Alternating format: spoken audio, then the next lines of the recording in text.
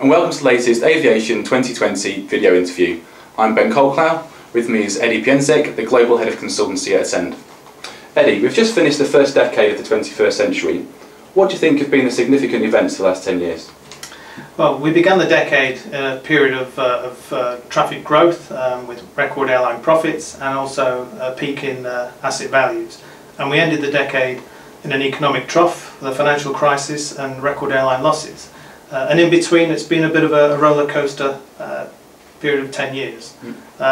Probably in terms of the major events that have happened in that time, I guess the unique events have been the tragedies and the repercussions from the events of 9/11, which has had a material impact on aviation.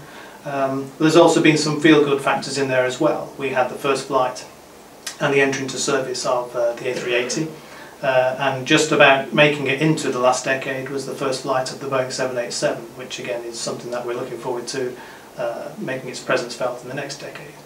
Apart from that, the airlines themselves, they've contributed by producing record annual profits as well as record annual losses in the past decade, again representing the roller coaster ride of the economic cycle there. But it's also been the decade for two other market sectors. It's been the decade for the low-cost carriers, the LCCs. We have names now which are both familiar to us all, and airlines that we've probably all flown on once or twice in our lives, if not more. The Ryanairs of the world, AirAsia, EasyJet, JetBlue, Air Berlin. These are all names that have now become part of commonplace use. And it's also been the decade for the Middle East as well.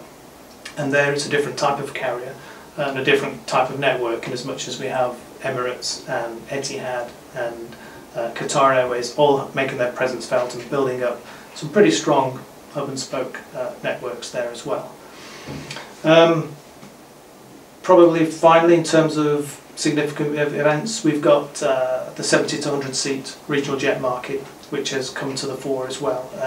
Bombardier and Embraer have produced a new models of regional jets which produce better economic performances and are probably more suited to the marketplace as it stands today. So introducing those new aircraft types, we've seen a lot of changes and a lot of positives as well. And what do you think the major changes in the last 10 years in aviation have been?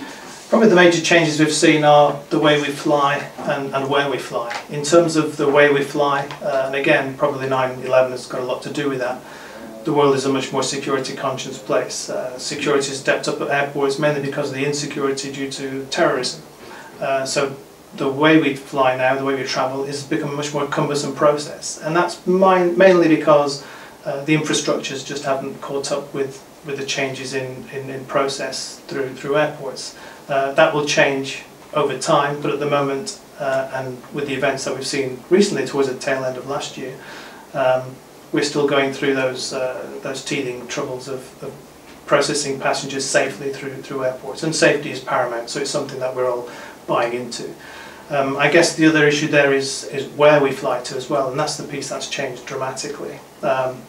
If we look back to the start of the decade, back to the year 2000, we had transatlantic and trans-Pacific traffic, which today is running at the same amounts. The same number of seats are on offers in both those markets. So those have become relatively stagnant markets.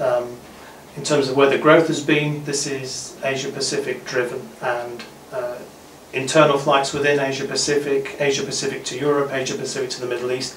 Those are the routes where traffic has effectively doubled. The number of seats on offer has doubled in the past decade. So there are strong areas of growth as well as areas that are still lagging behind. One of the other things we've seen also is in terms of the aircraft types that have come along in the past decade. We've gone from the lowest end of the spectrum with the advent of the VLJ, the very light jets, which, while they're not as popular as were once promoted, they're still there and making their presence felt. And at the other extreme, as I've already mentioned, we've got the A380, which is taking long-haul commercial travel onto new levels. And then finally, I guess in terms of what's changed, it's the airlines are the ones that have to change.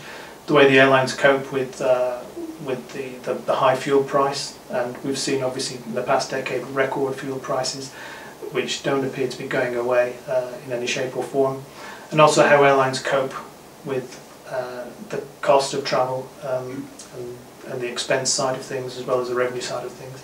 So the airlines really have had a tough decade and probably more to come. That's a good point. I mean, what do you think the major challenges over the next decade are going to be? It's been difficult in some ways the last 10 years. Is that going to continue? A lot of the themes will carry on through. In terms of the regulatory and legislative areas, we have the ETS, the emission trading issues, and that's going to play a major part in how airlines perform going forwards. It's a positive issue for the environment, but it needs to be managed and costed correctly, and that's something that the industry is painfully working through at the moment. In terms of the airlines themselves achieving profits and repairing their balance sheets, that's something that they have to do in order to continue to survive. Another achievement that needs to be, I guess, addressed is the OEM targets. The manufacturers have got a trail now of delays in terms of introducing new technologies and new products into the marketplace. A380 and the 787 being prime examples. There are new aircraft types coming on stream in this coming decade, and the manufacturers really need to spool up and make sure that they learn a lot from the exercises of last decade and be able to deliver on time and support the airlines as best they can. Also making a success of a new breed of jets that are coming on stream, and we mentioned the 70 to 100 seat jets previously. We're now looking at the 100 to 150 seat area, where there are new manufacturers offering new aircraft types, from Comac in China, from Sukhoi and Mitsubishi, Irkut. There's lots of new aircraft types coming on stream, and the manufacturers there need to make a success of how they market those aeroplanes. The funding gap that was feared for 2009 was carefully managed away. Is 2010 going to be any different? I suspect 2010 is going to look remarkably like 2009. The funding gap was carefully managed, and I think we have to thank the EXIMs and the export credit agencies for the roles and the parts they played there. Probably at least $20 billion worth of deliveries this year were, last year were managed by or guaranteed by the ECAs and the EXIMs. And we can see a similar number going forward into 2010. I think we'll probably have about $60 billion worth of deliveries this coming year, and without the ECA and EXIM help, the delivery of those aircraft and the financing of those aircraft would be stressed. So yes, we're starting off on the back foot, defensively, requiring the support of ECAs and EXIMs. Hopefully that will change over time as the financial markets regain some form of stability. Well, hopefully there will be opportunities available in the aviation market. Where do you think they will lie? The opportunities, well, again, if we're looking at the traffic flows, we still look towards Asia as being a driver for the commercial aviation marketplace, and specifically China and India. The economic pointers are there, the demographics in terms of the populations and the travelling populations are there. India has the potential to replace China at the forefront of that development, and we've seen in the past decade the infrastructure issues and as well as the economic issues that India has had, but there comes a time when those things will be sorted out and ironed out, and we can see India playing a larger part than it did in the past decade. But Asia, generally speaking, should be driving the marketplace in many respects. Following on behind that, I mean, industry pundits talk about the BRIC countries, and Brazil and Russia themselves have a role to play there, and we can see those countries making steady progress and building up their aviation infrastructures. And I guess the other issue is probably the capital markets, and they're slowly returning in terms of providing debt and equity. The airlines need access to funding, as do lessors, as do every other participants in the supply chain. So again, the financial markets are currently supported strongly by quantitative easing, and that will take some time to filter through in terms of how those markets play out. But it's a challenge for the industry. Thank you very much, Eddy. Insightful as always, and thank you very much for joining us.